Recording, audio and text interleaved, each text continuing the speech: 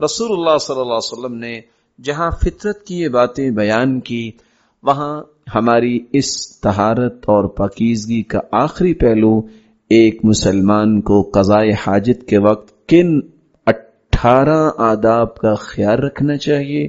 یہ انشاءاللہ ہم آئندہ مجلس میں پیش کریں گے۔ ابھی چونکہ ہمارے پاس صرف 5 سے 10 منٹ ہیں، ان میں سے صرف ایک ادب ہم بیان کرنا چاہتے ہیں۔ سب سے پہلا ادب یہ ہے کہ انسان اگر قضاء حاجت کے لیے واش روم میں یا کسی میدان میں جانا چاہتا ہے، اللہ یستصحب ما فیہ اسم اللہ تعالی، اپنے ساتھ کسی ایسی چیز کو، گھڑی ہو، انگوٹھی ہو، کاغذ ہو جس پہ اللہ کا نام لکھا ہو، وہ واش روم میں لے کے جانا شرعاً جائز نہیں۔ رسول اللہ صلی اللہ علیہ وسلم کے بارے میں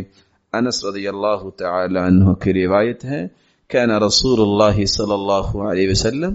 اذا دخل الخلاء وضع خاتمه، اللہ کے رسول صلی اللہ علیہ وسلم جب قضاء حاجت کے لیے جاتے تو اپنی مبارک انگوٹھی کو اتار دیا کرتے، کیونکہ آپ صلی اللہ علیہ وسلم پہلے تو انگوٹھی نہیں پہنتے تھے، لیکن جب کسریٰ کے پاس خط گیا دعوت کے لیے تو اس نے خط واپس کر دیا اور کہا لا نقبل الا مختما، ہم جس پہ سٹیمپ نہیں لگی ہوتی وہ خط وصول ہی نہیں کرتے۔ تو آپ نے پھر انگوٹھی بنوائی، چاندی کی انگوٹھی بنوائی رسول اللہ صلی اللہ علیہ وسلم نے، اور اس پہ لکھا پھر محمد، اس کے اوپر رسول اور سب سے اوپر اللہ، اس شیپ میں آپ نے محمد الرسول اللہ صلی اللہ علیہ وسلم لکھوایا اور بطور مہر استعمال کیا کرتے تھے۔ رسول اللہ صلی اللہ علیہ وسلم جب بھی قضاء حاجت کے لیے جاتے تو انگوٹھی کو اتار دیا کرتے تھے، اور آپ کی انگوٹھی پہ حدیث کے الفاظ سے نقش تھا محمد رسول اللہ صلی اللہ علیہ وسلم۔ ہمارا مطلوب کیا ہے؟ اگر اس پہ کوئی اللہ یا اس طرح کا کوئی نام لکھا ہے، اللہ کا صفاتی یا ذاتی نام، یا کوئی کاغذ ہے یا کوئی قرآن مجید تو بہت بڑی بات ہے،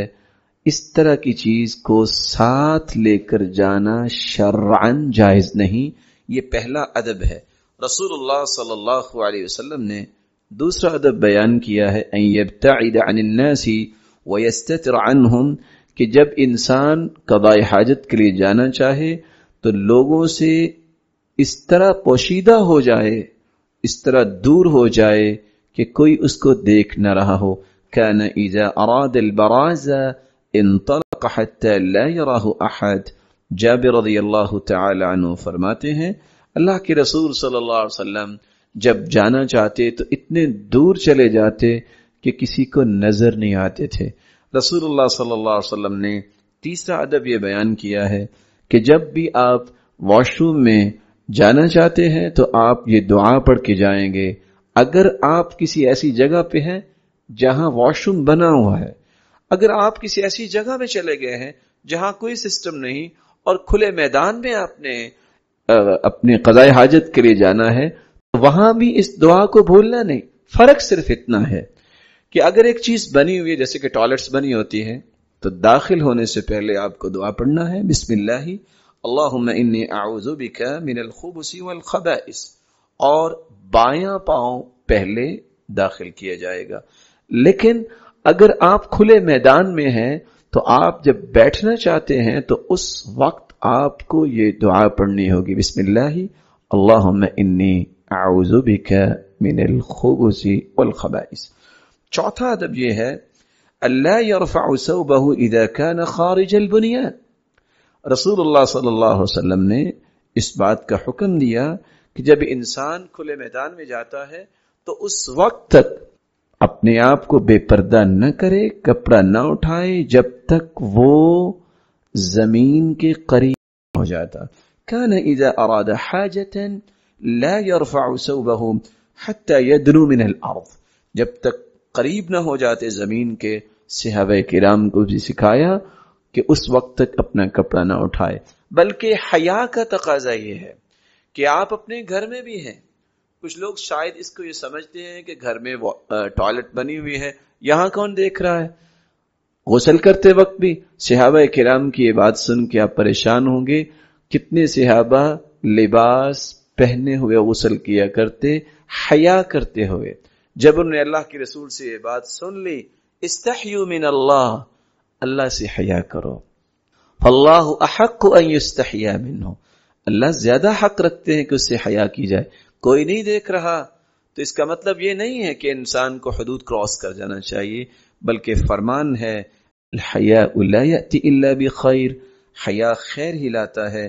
الحیاء والعی شعبتان من الایمان، حیا ایمان کا حصہ ہے۔ اور فرمایا الحیاء والایمان قرنا جمیعا، حیا اور ایمان اکٹھے آئے ہیں، ان دونوں میں سے کوئی ایک چلا جائے تو دوسرا خود بخود چلا جاتا ہے۔ اگر حیا انسان کی ختم ہو جائے تو ایمان بھی ختم ہو جاتا ہے۔ رسول اللہ صلی اللہ علیہ وسلم نے فرمایا الحیاء من الایمان والایمان فی الجنہ، حیا یہ ایمان کا حصہ ہے اور ایمان انسان کو جنت میں لے کے جائے گا۔ پانچواں ادب، کبھی بھی قبلہ رخ ہو کے نہیں بیٹھنا چاہیے۔ حکم یہ ہے لا تستقبلوا القبلہ ولا تستدبروها، نہ تم قبلہ کی طرف منہ کرو اور نہ پشت کرو، ایسی کیفیت میں انسان کو نہیں بیٹھنا چاہیے۔ رسول اللہ صلی اللہ علیہ وسلم کا فرمان ہے، اگرچہ یہ حکم ان لوگوں کے لیے ہے جو کسی میدان میں ہوں، اگر تو تعمیر شدہ ٹوائلٹ ہے تو اس میں رسول اللہ صلی اللہ علیہ وسلم کے صحابی بیان کرتے ہیں جب مراحیض بن گئی، یعنی ٹوائلٹس بنا دیے گئے، تو پھر اس کا اعتبار نہیں ہوگا کہ مشرق یا مغرب، شمال جنوب کسی طرف بھی انسان بیٹھ سکتا ہے، وہاں قبلہ رخ ہونا یا قبلہ کی طرف پشت ہونے کا اعتبار نہیں ہوگا۔ لیکن احتیاط اس میں بھی یہ ہے کہ انسان کو قبلہ رخ نہیں ہونا چاہیے۔ رسول اللہ صلی اللہ علیہ وسلم نے یہ سارے کے سارے آداب اس لیے سکھائے کہ ایک شخص ظاہری اور باطنی پاکیزگی بھی حاصل کرے، اس کی زندگی کا ایک ایک پہلو اتنا پاکیزہ بن جائے کہ جس کو دیکھنے والے بھی اپریشیٹ کریں کہ ان کو اللہ تعالیٰ نے کتنی بصیرت سے نوازا ہے۔ اور یہی رومیوں نے کہا تھا، جو میں کہنا چاہتا ہوں کہ سمجھ نہیں آتی کہ اس پیغمبر کے اندر کیا صلاحیت ہے، اس نے کھانا کھانے سے لے کر زندگی کا ایک ایک طریقہ اتنا کھول کے بیان کر لیا ہے کہ اس میں کسی قسم کا ابہام اور اشکال باقی نہیں بچا۔